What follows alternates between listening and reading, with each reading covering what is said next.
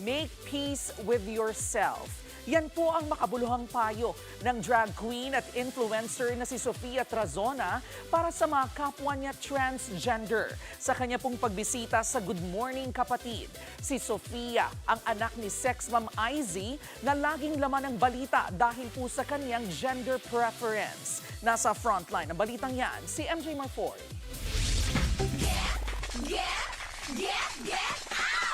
Kung ang batang 90s ay henerasyon ng mga batang pinalaki ng sex bomb, siya, literal. Si Andre, who now goes by the name of Sofia Trazona, ay anak ni sex bomb member Izzy Trazona. 24 years old, proud trans drag queen at influencer. Umingay ang pangalan ni Sofia online nang sabihin niya earlier this month na matagal na silang hindi nagkikita ng kanyang mama Izzy. Hanggang sa nagsanga-sanga na nga ang mga issue. Pero sa kabila ng ingay, isa ang malinaw para kay Sofia.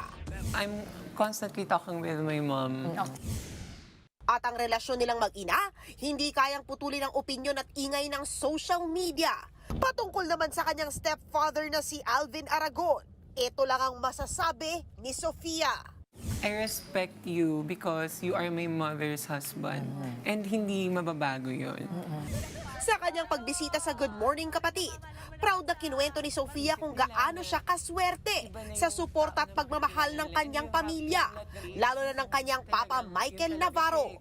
Si Michael ay dati ring dancer. Si Papa mismo nagsabi sa akin na, uy, uwi ka dito, birthday ko, ganyan.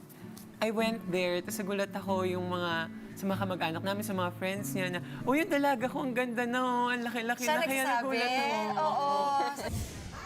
And like the supportive father that he is, si Michael, tutok na tutok sa guesting ng anak. Bago ang kanyang pinaghahandaang operasyon, may payo si Sofia para sa mga gaya niyang trans. Make peace with yourself.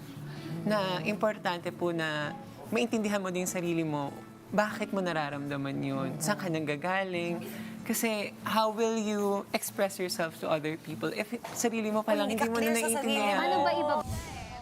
And in true homage para sa kanyang mama Izzy, syempre, dapat may pasample ang batang pinalaki ng sex bomb. Ay, talaga naman pala. Grabe yung show natin pang maritres. Pangmalapit naman na tayo.